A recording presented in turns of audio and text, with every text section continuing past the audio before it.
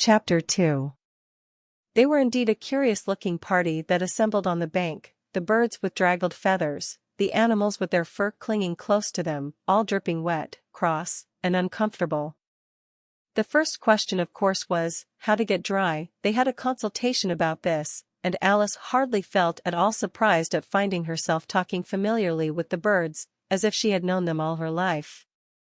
Indeed, she had quite a long argument with the Lory, who at last turned sulky, and would only say, "I am older than you, and must know best," and this Alice would not admit without knowing how old the Lory was, and as the Lory positively refused to tell its age, there was nothing more to be said. At last the Mouse, who seemed to have some authority among them, called out, "Sit down, all of you, and attend to me. I'll soon make you dry enough." They all sat down at once, shivering, in a large ring, Alice in the middle, with her eyes anxiously fixed on the Mouse, for she felt sure she would catch a bad cold if she did not get dry very soon. "Ahem," said the Mouse with a self-important air, "are you all ready? This is the driest thing I know.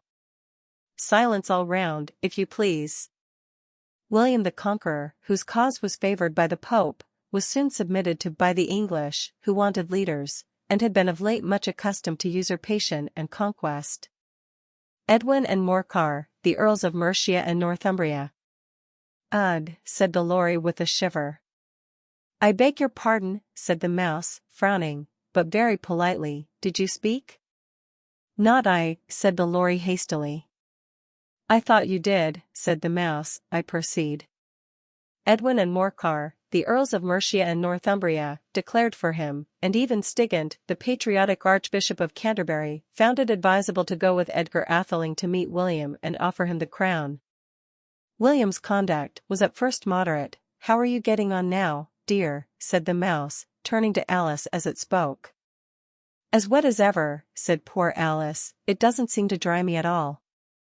"In that case," said the Dodo solemnly, rising to its feet, "I move that the meeting adjourn, for the immediate adoption of more energetic remedies." "Speak English," said the Duck, "I don't know the meaning of half those long words, and what's more, I don't believe you do either." And the Duck quacked a comfortable laugh to itself. Some of the other birds tittered audibly. "I only meant to say," said the Dodo in a rather offended tone, "that I know of a house near here, where we could get the young lady and the rest of the party dried, and then we could listen comfortably to the story which I think you were good enough to promise to tell us," bowing gravely to the Mouse.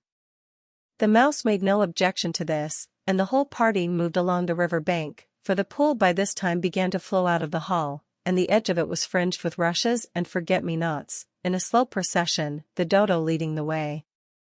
After a time the Dodo became impatient, and, leaving the Duck to bring up the rest of the party, moved on at a quicker pace with Alice, the Lory, and the Eaglet, and soon brought them to a little cottage, and there they sat snugly by the fire, wrapped up in blankets, until the rest of the party had arrived, and they were all dry again. Then they all sat down again in a large ring on the bank, and begged the Mouse to begin his story. "Mine is a long and a sad tale," said the Mouse, turning to Alice, and sighing. "It is a long tale, certainly," said Alice, looking down with wonder at the Mouse's tail, which was coiled nearly all round the party, "but why do you call it sad?" And she went on puzzling about this as the Mouse went on speaking, so that her idea of the tale was something like this. "We lived beneath the mat, warm and snug and fat. But one woe, plus that, was the cat. To our joys, a clog in our eyes, a fog on our hearts, a log was the dog. When the cat's away, then the mice will play. But, alas, one day, so they say, came the dog and cat hunting for a rat, crushed the mice all flat, each one, and he sat underneath the mat, warm plus snug, Plus fat. Think of that. You are not attending, said the mouse to Alice, severely. What are you thinking of? I beg your pardon, said Alice, very humbly. You had got to the fifth bend, I think? I had not, cried the mouse, sharply and very angrily. A nut, said Alice, always ready to make herself useful, and looking anxiously about her. Oh, do let me help to undo it. I shall do nothing of the sort, said the mouse, getting up and walking away from the party. You insult me by talking such nonsense. I didn't mean it, pleaded poor Alice, but you're so easily offended, you know. The mouse only growled in reply. Please come back and finish your story. Alice called after it, and the others all joined in chorus. Yes, please do, but the mouse only shook its ears, and walked quickly away, and was soon out of sight. What a pity it wouldn't stay, sighed the lory, and an old crab took the opportunity of saying to its daughter, Ah, my dear. Let this be a lesson to you never to lose your temper. Hold your tongue, Ma, said the young crab, a little snappishly. You're enough to try the patience of an oyster. I wish I had our Dinah here, I know I do, said Alice aloud, addressing nobody in particular. She'd soon fetch it back. And who is Dinah, if I might venture to ask the question, said the lory. Alice replied eagerly, for she was always ready to talk about her pet. Dinah's our cat. And she's such a capital one for catching mice, you can't think. And oh, I wish you could see her after the birds. Why, she'll eat a little bird as soon as look at it. This answer caused a remarkable sensation among the party. Some of the birds hurried off at once. One old magpie began wrapping itself up very carefully, remarking, I really must be getting home, the night air does not suit my throat, and a canary called out in a trembling voice to its children, Come away from her, my dears, she's no fit company for you. On various pretexts, they all moved off, and Alice was soon left alone. She sat for some while sorrowful and silent, but she was not long before she recovered her spirits, and began talking to herself again as usual. I do wish some of them had stayed a little longer. And I was getting to be such friends with them, really the lory and I were almost like sisters. And so was that dear little eaglet. And then the duck and the dodo. How nicely the duck sang to us as we came along through the water, and if the dodo hadn't known the way to that nice little cottage, I don't know when we should have got dry again, and there is no knowing how long she might have prattled on in this way, if she had not suddenly caught the sound of pattering feet. It was the white rabbit, trotting slowly back again, and looking anxiously about it as it went, as if it had lost something, and she heard it muttering to itself, The Marchioness. The Marchioness. Oh my dear paws. Oh my fur and whiskers. She'll have me executed, as sure as ferrets are ferrets. Where can I have dropped them, I wonder? Alice guessed in a moment that it was looking for the nosegay and the pair of white kid gloves, and she began hunting for them, but they were now nowhere to be seen. Everything seemed to have changed since her swim in the pool, and her walk along the riverbank with its fringe of rushes and forget-me-nots, and the glass table and the little door had vanished. Soon the rabbit noticed Alice, as she stood looking curiously about her, and at once said in a quick angry tone, Why, Mary Ann, what are you doing out here? Go home this moment, and look on my dressing table for my gloves and nosegay, and fetch them here, as quick as you can run, do you hear? And Alice was so much frightened that she ran off at once, without saying a word, in the direction which the rabbit had pointed out. She soon found herself in front of a neat little house, on the door of which was a bright brass plate with the name W. Rabbit, Esq. She went in, and hurried upstairs, for fear she should meet the real Mary and be turned out of the house before she had found the gloves. She knew that one pair had been lost in the hall, but of course, thought Alice, it has plenty more of them in its house. How queer it seems to be going messages for a rabbit. I suppose Dinah'll be sending me messages next.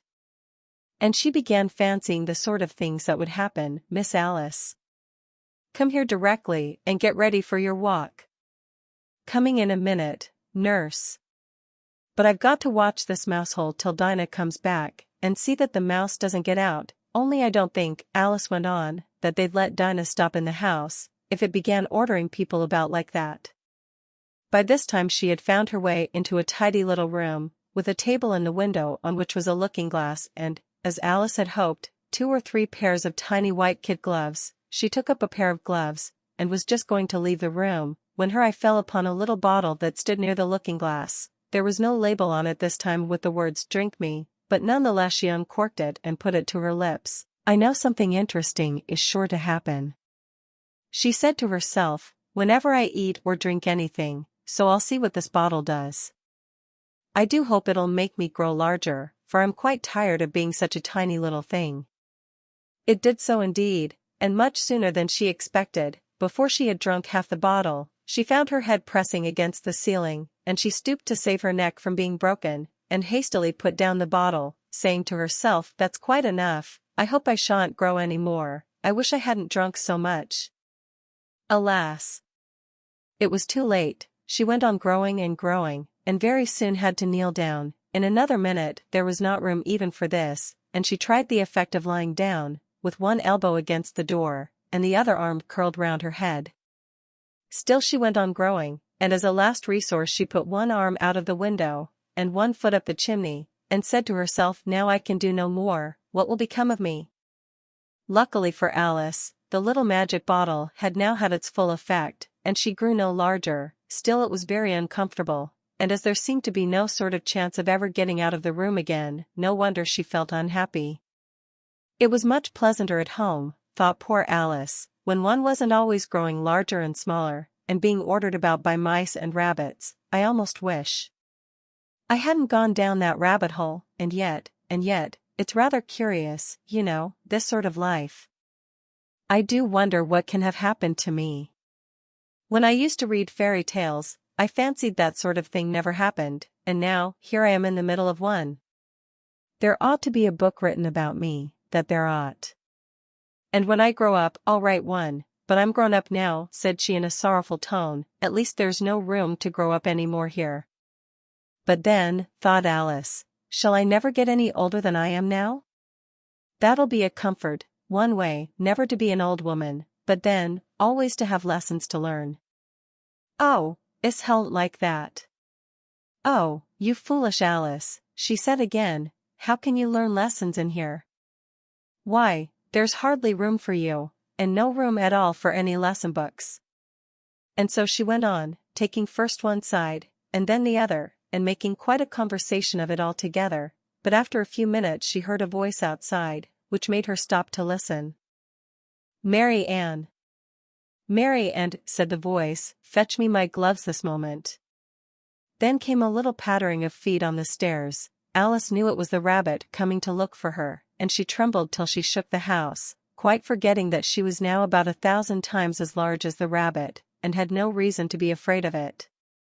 Presently the rabbit came to the door, and tried to open it, but as it opened inwards, and Alice's elbow was against it, the attempt proved a failure.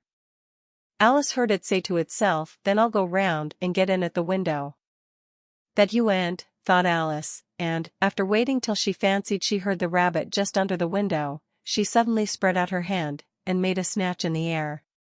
She did not get hold of anything, but she heard a little shriek and a fall and a crash of breaking glass, from which she concluded that it was just possible it had fallen into a cucumber frame, or something of the sort.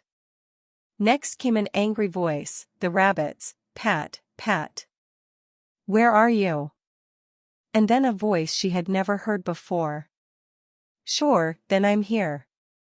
Digging for apples, anyway, your honor." "Digging for apples indeed," said the rabbit angrily. "Here, come and help me out of this." Sound of more breaking glass. "Now, tell me, Pat, what is that coming out of the window?" "Sure, it's an arm, your honor." He pronounced it aramdot. "An arm, you goose. Who ever saw an arm that size? Why, it fills the whole window, don't you see?" "Sure, it does, your honor, but it's an arm for all that." "Well, it's no business there, go and take it away." There was a long silence after this, and Alice could only hear whispers now and then, such as "Sure, I don't like it, your honor, at all at all." Do as I tell you, you coward, and at last she spread out her hand again and made another snatch in the air. This time there were two little shrieks, and more breaking glass. What a number of cucumber frames there must be, thought Alice. I wonder what they'll do next. As for pulling me out of the window, I only wish they could. I'm sure I don't want to stop in here any longer. She waited for some time without hearing anything more. At last came a rumbling of little cartwheels, and the sound of a good many voices all talking together. She made out the words, "Where's the other ladder? Why, I hadn't to bring but one, Bill's got the other. Here, put M up at this corner. No, tie M together first, they don't reach high enough yet. Oh, they'll do well enough, don't be particular. Here, Bill. Catch hold of this rope. Will the roof bear? Mind that loose slate. Oh, it's coming down." Heads below, a loud crash. Now, who did that? It was Bill, I fancy. Who's to go down the chimney? Nay, I shan't. You do it. That I won't then. Bill's got to go down. Here, Bill. The master says you've to go down the chimney. Oh, so Bill's got to come down the chimney, has he? Said Alice to herself. Why, they seem to put everything upon Bill. I wouldn't be in Bill's place for a good deal. The fireplace is a pretty tight one, but I think I can kick a little. She drew her foot as far down the chimney as she could, and waited till she heard a little animal, she couldn't guess what sort it was, scratching and scrambling in the chimney close above her. Then, saying to herself, "This is Bill," she gave one sharp kick, and waited again to see what would happen next. The first thing was a general chorus of "There goes Bill," then the rabbit's voice alone, "Catch him, you by the hedge," then silence, and then another confusion of voices. "How is it, old fellow? What happened to you? Tell us all about it." Last came a little feeble squeaking voice. "That's Bill," thought Alice, which said, "Well, I hardly know. I'm all of a fluster myself, something comes at me like a jack-in-the-box, and the next minute up I goes like a rocket." "And so you did, old fellow," said the other voices. "We must burn the house down," said the voice of the rabbit, and Alice called out as loud as she could, "If you do, I'll set Dinah at you." This caused silence again, and while Alice was thinking, "But how can I get Dinah here?" she found to her great delight that she was getting smaller. Very soon she was able to get up out of the uncomfortable position in which she had been lying, and in 2 or 3 minutes more she was once more 3 inches high. She ran out of the house as quick as she could, and found quite a crowd of little animals waiting outside, guinea pigs, white mice, squirrels, and Bill, a little green lizard, that was being supported in the arms of one of the guinea pigs, while another was giving it something out of a bottle. They all made a rush at her the moment she appeared, but Alice ran her hardest, and soon found herself in a thick wood.